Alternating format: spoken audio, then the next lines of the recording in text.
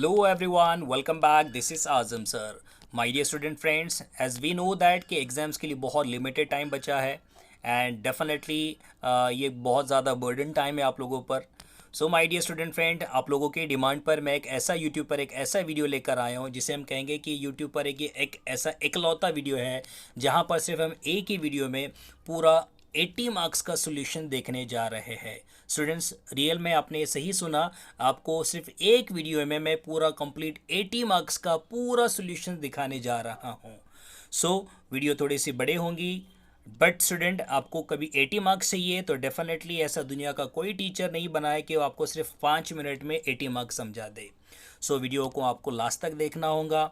And student, one more thing कि ये video के बाद में आपको नेक्स्ट 2 डेज़ में आप लोगों को इसका पीडीएफ प्रोवाइड किया जाएगा, बट उसका एक्सेस मैं आप लोगों को लिमिटेड स्टूडेंट को ही दे पाऊँगा, जिससे मुझे कोई जो स्टूडेंट्स की ओर से मुझे जो मेल आते हैं उन्हीं स्टूडेंट्स को ये एक्सेस मिलेगा. सो आई होप सो आप समझ कर लोगे. And next thing is what student, इसका जो सेकेंड पार्ट है, यानी बिकॉज हमें पता है कि क्वेश्चन बैंक जो बना है तो वह एक्टिविटी सेट 1 और एक्टिविटी सेट 2 इन दोनों को मिलकर 10th स्टैंडर्ड का क्वेश्चन बैंक बना है.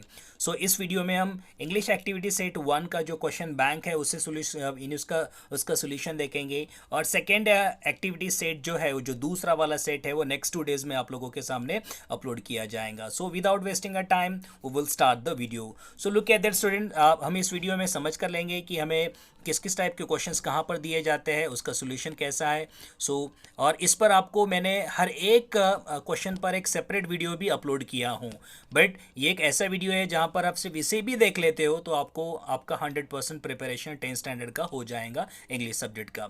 सो look at that student, question number 1 जो कि सेक्शन 1 होता है. आपको पता है कि आपका पेपर जो है तो 6 सेक्शन में डिवाइड किया गया है. ओके 6 पार्ट में डिवाइड किया गया है. सो पार्ट नंबर 1 जो होता है, जिसे हम सेक्शन 1 कहते हैं, जिसे हम लैंग्वेज स्टडी भी कहते हैं, ये कंप्लीटली ग्रामर पर डिपेंड होता है. यहाँ पर आपको 3 पार्ट में क्वेश्चन पूछा गया है. Question number 1 A2 and after that B question. So in 3 parts में आपको पता है कि 10 मार्क्स पूछे गए हैं. सो 10 मार्क्स आप लोगों को सबसे पहले जो A1 जो एक्टिविटी होती है, ये सिंपल लेवल एक्टिविटी होती है. यहाँ पर आपको सिंपल क्वेश्चन होते हैं. ओके ये 4 मार्क्स के लिए होता है. आपको यहाँ पर 5 क्वेश्चन दिए जाते हैं, आपको एनी 4 सॉल्व करने हैं. So definitely out of marks यहाँ पर मिलेंगे. और मैंने पहले बता चुका हूँ कि मैंने हर एक पर्सनल क्वेश्चन के ऊपर एक एक वीडियो बनाकर डाला हूँ. सो आपको कंप्लीट इसका डेप्थ, इसका आपको कभी एक्सप्लेनेशन चाहिए तो आप उन वीडियो को भी देख लोगे. मैं आपको डिस्क्रिप्शन बॉक्स में सभी का लिंक दे दूंगा. Okay now look at that A2 activity जो होती है तो ये मीडियम लेवल एक्टिविटी होती है. ये भी आप लोगों के लिए 4 मार्क्स के लिए होती है. A1 जो है वो 4 मार्क्स के लिए है. A2 एक्टिविटी ये भी 4 मार्क्स के लिए है. और जो बी क्वेश्चन जो होता है इस वीडियो का, यानी क्वेश्चन नंबर 1 का जो बी क्वेश्चन जो होता है वो 2 मार्क्स के लिए होता है, यानी 4 + 2. सो 10 मार्क्स का इस तरीके से आप लोगों का लैंग्वेज स्टडी रहेगा. ओके नाउ क्वेश्चन नंबर 2 जिसे हम कहेंगे, जो आपका सेक्शन 2 होता है, जिसे हम प्रोज राइटिंग कहते हैं. ओके टेक्सचुअल पैसेजेस पूछे जाते हैं, यानी आप जो साल भर जो टेक्स्ट बुक रेफर करते हो उसमें आपको जो पैसेजेस या लेसन्स पूछे जाते हैं उसका यहाँ पर एक्सप्लेनेशन आप लोगों को मिलेगा. सो स्टूडेंट, यहाँ पर आपको question number 2A and 2B यानी 2 सीन पैसेजेस रहेंगे. ईच जो सीन पैसेज है 10 मार्क्स के लिए रहेगा. इसमें एक चीज़ आप लोगों को समझ कर लेनी है स्टूडेंट्स के, यहाँ पर आपको 5 क्वेश्चन पूछे जाते हैं. That is A1, A2, A3, A4 और A5. ओके यानी कभी ए एक्टिविटी यानी क्वेश्चन नंबर 2A एक्टिविटी है तो पूरे सब क्वेश्चंस क्या रहेंगे, A1, A2, A3, A4, A5. उसी तरीके से कभी क्वेश्चन नंबर 2B रहेगा तो उसका सीरीज रहेगा B1, B2, B3, B4, B5. इस तरीके से आप लोगों को क्वेश्चंस पूछे जाएंगे. सो look at that student, A1 activity ये इनके नेम में ही आसान होता है कि सिंपल फैक्चुअल एक्टिविटीज होती है. यहाँ पर आपको कंप्लीट द वे, ओके या ट्रू और फॉल्स, राइट और wrong, agree disagree, okay one word substitution, इस टाइप के क्वेश्चन रहेंगे. सो यहाँ पर आपको एक वेब दिया गया था जिसे कंप्लीट करना था, ये 2 मार्क्स के लिए था. ओके ना आफ्टर दैट A2 एक्टिविटी भी यहाँ पर दी गई है कि what do the following things in nature teachers, यानी हमें नेचर में कौन से थिंग्स हमें क्या सिखाते हैं उसके बारे में भी यहाँ पर एक्सप्लेन किया गया है. A3 एक्टिविटी ये जो होती है तो ये ऑब्वियसली वोकैबुलरी पर डिपेंड होती है. ओके स्टूडेंट, यहाँ पर सबसे ज़्यादा स्टूडेंट को प्रॉब्लम फेस होती है. सो डेफिनेटली इस आंसर से आपको बहुत ज़्यादा फायदा हो जाएगा. A4 एक्टिविटी, जितनी भी A4 या B4 एक्टिविटी रहेंगी ये डूएस डायरेक्टेड यानी ग्रामर की रहेंगे. ओके इस पर भी मैंने वीडियो डाला हूँ, सो इसको भी आप जाकर देख सकते हो. कोई डाउट है, आपको एक्सप्लेनेशन चाहिए, रूल्स के साथ में एक्सप्लेनेशन चाहिए तो आप देख सकते हो। ओके, यहाँ पर 2 क्वेश्चन रहेंगे, हर एक क्वेश्चन को 1-1 मार्क्स रहेगा। और A5 एक्टिविटी जो होती है ये पर्सनल रिस्पॉन्स टाइप क्वेश्चन पर होती है, यानी पैसेज के आधार पर आपको दिल से लिखना होता है। और स्टूडेंट का सबसे डिफिकल्ट पार्ट यही होता है, जो मार्क्स कटते हैं तो यहीं पर कटते हैं। So definitely I hope so ये क्वेश्चंस आप लोगों के लिए इंपॉर्टेंट होंगे। नाउ मैंने बताया कि क्वेश्चन नंबर 2 में आपको 2 क्वेश्चन है, that is question number 2A and 2B। So 2B भी आपको यहाँ पर एक सीन पैसेजेस है। ओके, ये भी आप लोगों को टेक्सचुअल पैसेज है, ये पर भी आपको यहाँ पर 10 मार्क्स के क्वेश्चन होंगे। बट ये 2B है तो आपका सीरीज क्या रहेगा, B1, B2, B3, B4, B5। Okay, B1 same रहेगा, ये सिंपल एक्टिविटी रहेंगी। Okay, simple factual activity. So यहाँ पर आपको दिया गया है कि आपको सेंटेंस के उसको सही ऑर्डरेंस पे और जो ऑकरेंस इसका है उसके ऊपर से लगाना है। ओके, B2 जो क्वेश्चन दिए गए हैं यहाँ पर आपको pick out 2 sentences which indicate Smita was enjoying the concert. आपको ये लिखना है कि स्मिता जो इंजॉय कर रही थी, ऐसे को 2 इंसिडेंट हमें बताना है। सो मैंने आपको हाईलाइटेड पार्ट में उसका आंसर दे चुका हूँ, आप देखकर पढ़कर समझ सकते हो। और से इतना ही नहीं, आप लोगों को बस एक चीज़ की प्रिपरेशन करनी है स्टूडेंट, बिकॉज इंग्लिश एक ऐसा पेपर होता है जिसे आप लर्न नहीं कर सकते हो, उसे लर्निंग नहीं किया जा सकता, जस्ट उसे सिर्फ अंडरस्टैंडिंग चाहिए। तो ये आंसर लेने के बाद उससे पैसेज में से आपको ढूंढना है कि सर ने कहाँ से आंसर दिया है, जिससे आप जब एग्जाम में आंसर सॉल्व करोगे तो बहुत कम टाइम में आप लोगों का सोल्यूशन हो जाएगा। ओके, नाउ B3 एक्टिविटी, यहाँ पर मैच द पेयर्स दिया गया था। Okay, match the column with A and B जो दिया जाता है आपको यहाँ पर वो दिया गया था। सो ये इसका यहाँ पर सोल्यूशन दिया गया है। B4 एक्टिविटी ग्रामर का होता है और B5 एक्टिविटी ये पर्सनल रिस्पॉन्स क्वेश्चन रहेगा। नाउ क्वेश्चन नंबर 2 कंप्लीट करने के बाद क्वेश्चन नंबर 3 आता है, जो आपको पोएट्री सेक्शन होता है, सेक्शन नंबर 3 होता है। ओके, सो ये थर्ड सेक्शन में आपको क्या रहेगा, एक सीन पोएम रहेंगी और एक एप्रिसिएशन ऑफ पोएम रहेगा। Okay, so first scene poem दी गई है, इसके 5 मार्क्स का यहाँ पर इजी सोल्यूशन दिया हुआ है। इसे भी आपको सेम थिंग करनी है कि इसे भी, और इस पर भी मैंने एक सेपरेट वीडियो बनाकर डाला हूँ। ओके, सो ये 5 मार्क के क्वेश्चन यहाँ पर है, जिसमें A1, A2, A3 ऐसे 3 एक्टिविटीज दी गई है। और क्वेश्चन नंबर 3B जो कि आप लोगों को एक सेपरेट पोएम दी जाती है और उसका आपको एप्रिसिएशन ऑफ पोएम बनाना होता है। ओके, एप्रिसिएशन ऑफ पोएम के 2 फॉर्मेट होते हैं स्टूडेंट, एक तो पॉइंट्स फॉर्मेट और दूसरा रहेगा पैराग्राफ फॉर्मेट। लकीली आप लोगों को यहाँ पर पैराग्राफ फॉर्मेट में पोएम बनाना है। सो लुक एट दैट एनिमल्स, आपको पोएम दी गई है, उसकी जानकारी दी गई है और उसके बेसिस पे यहाँ कुछ पॉइंट्स दिए हुए हैं कि title and the poet of the poem, यानी नेम ऑफ द पोएम का, पहले पोएम का नाम लिखना है, टाइटल लिखना है, पोएट का नाम लिखना है। After that rhyme scheme, figure of speech, कौन कौन से फिगर ऑफ स्पीच यूज़ किए गए हैं, और एक बेस्ट ये तो ये रहेगा कि आप उसे एग्जाम्पल के साथ में लिखो। और उसके बाद सेंट्रल आइडिया, थीम जिसे हम कहेंगे। सो इन 4 पॉइंट्स के बेसिस पे आप लोगों को एप्रिसिएशन बनाना है पैराग्राफ फॉर्मेट। सो स्टूडेंट यहाँ पर आपको एक इजी वे में बहुत आसानी से इसका एक आंसर दिया गया है, इसे भी आप पढ़ कर ले, समझ कर ले। यही एक चीज़ ऐसी है कि जो आप 10th स्टैंडर्ड में इंग्लिश पेपर में लर्न कर सकते हो, और वो क्या है, एप्रिसिएशन ऑफ पोएम।